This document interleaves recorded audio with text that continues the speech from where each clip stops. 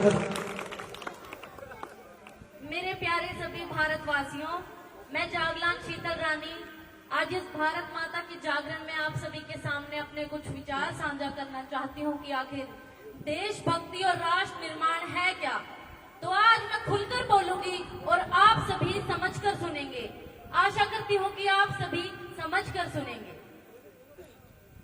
मैं नहीं मानती कि राष्ट्रगान के 52 सेकंड में सिर्फ खड़े होकर गाना या वंदे मातरम भारत माता की जय के जोरों शोरों से नारे लगाना ही देशभक्ति है। क्योंकि महोदय, यह वो सदी है जहां नीति, नियम और नैतिकता जैसे मूल्य की धज्जियां उड़ाते लोग मुझे नजर आते हैं।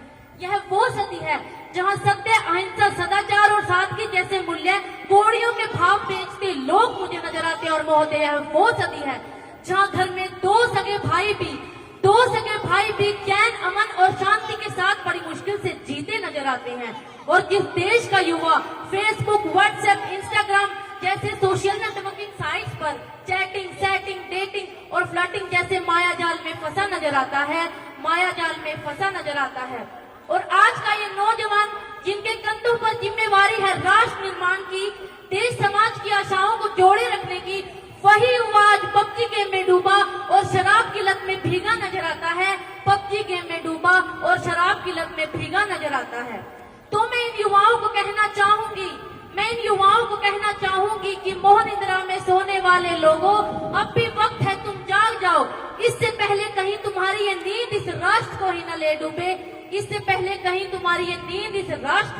डूबे। इस मुल्क को खतरा न हिंदुओं से है न मुसलमानों से। इस मुल्क को खतरा न हिंदुओं से है न मुसलमानों से। इस देश को तकलीफ है तो सिर्फ बेईमानों और गद्दारों से। एक सैनिक बनकर सेना में जाना ही देशभक्ति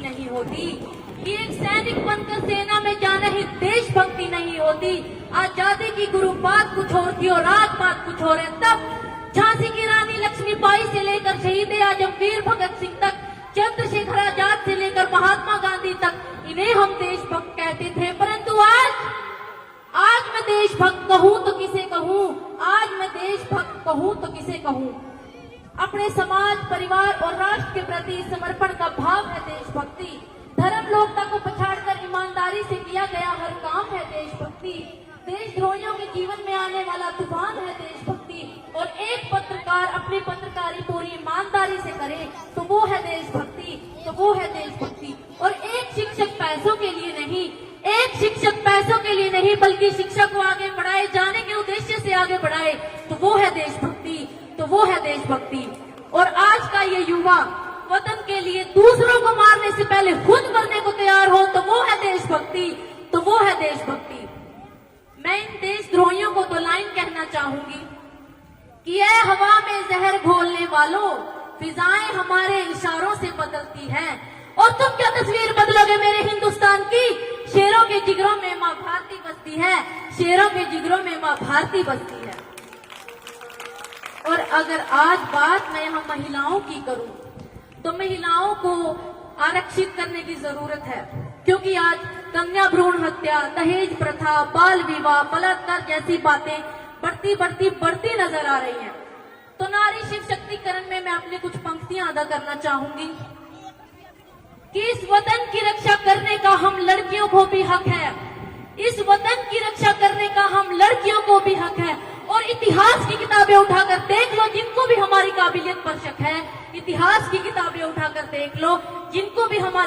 पर शक है।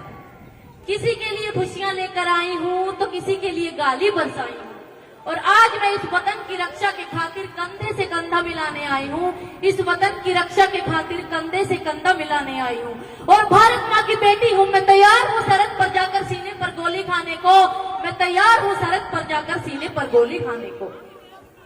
एक माँ बनकर हर दर्द को सह जाना आता है। एक बहन, बेटी या पत्नी बनकर हर गम को छुपाना आता है। और रसोई में सिर्फ बेलन ही नहीं साहब, इस वतन की रक्षा के खातिर मुझे हथियार उठाना भी आता है।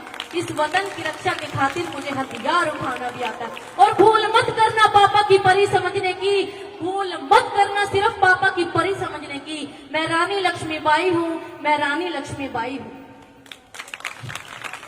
और अगर आज बात मैं यहाँ राजनीति की करूं तो मुझे कोई परहेज नहीं है राजनीति से, वरन परहेज है तो राजनेताओं की राज करने की नीति से, वरन परहेज है तो राजनेताओं की राज करने की नीति से।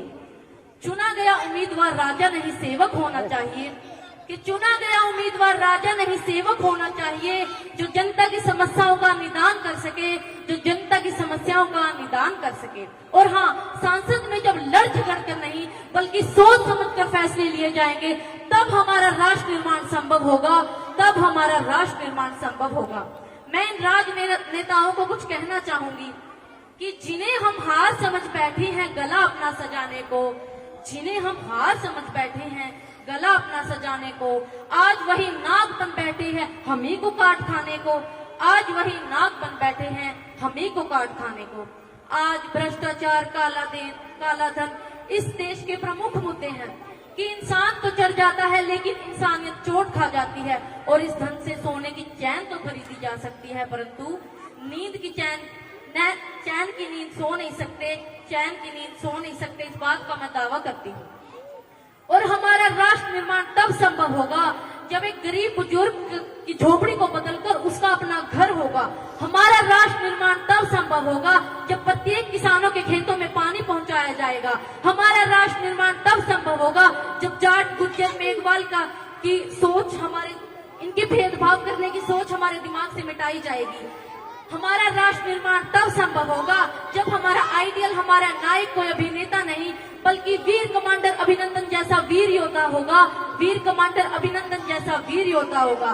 और हमारा राष्ट्र निर्माण तब संभव होगा जब इस देश के विश्वविद्यालय और कॉलेजेस राजनीतिता के अड्डे नहीं बल्कि शिक्षा के मंदिर कहलाए जाएंगे, शिक्षा के मंदिर कहलाए जाएंगे। और हमारा राष्ट्र निर्माण तब संभव होगा जब बाबा आइंस्टाइन के साथ साथ नेहरू, महात्मा गांधी, राजगुरु सुखदेव जैसे महापुरुषों की जीवनी को भी आगे बढ़ाया जाएगा। और हमारा राष्ट्र निर्माण तब संभव होगा जब परीक्षाओं के पेपर लीक नहीं होंगे और इस देश के युवाओं के भविष्य के साथ खिलवाड़ नहीं किया जाएगा। परीक्षाओं के पेपर लीक नहीं होंगे और इस देश के युवाओं के साथ खिलवाड़ नहीं किया जाएगा। और अंत में किसी शायर की पंक्तियों और अपनी तमन्नाओं के साथ इस वाणी को विराम देते मैं यूं कहना चाहूंगी कि काश मेरी जिंदगी में शरद की कोई शाम आए, कि काश मेरी जिंदगी में शरद की कोई शाम आए, काश मेरा ये जीवन मेरे इस वतन के काम आए, काश मेरा ये जीवन मेरे इस वतन के काम आए। कि न खौफ है मौत का, न आरज़ू है जन्नत की, न खौफ है मौत का, न आरज़ू है जन्नत की, बस जब कभी जिक्र हो शहीदों का तो उनमें मेरा भी एक नाम आए, तो उनमें मेरा भी एक नाम आए। अगर कोई पूछे मेरे बारे में तो मेरी ये पहचान लिख देना, उठाना तिरंगा झंडा सीने पर हिंदुस्तान लिख देना। और अगर कोई पूछे कि ये पागल थी कौन, अगर कोई पूछे कि ये पागल थी कौन, तो इनकलाब जिंदाबाद लिख देना, क्रांतिकारियों की चेली, और इनकलाब जिंदाबाद लिख देना। और अगर बचा हो लहू बूंद एक सीने में, और अगर बचा हो जिस्म में लहू एक बूंद भी, तो उसे निकालना, माँ तुझे सलाम लिख देना, माँ तुझे सलाम लिख देना।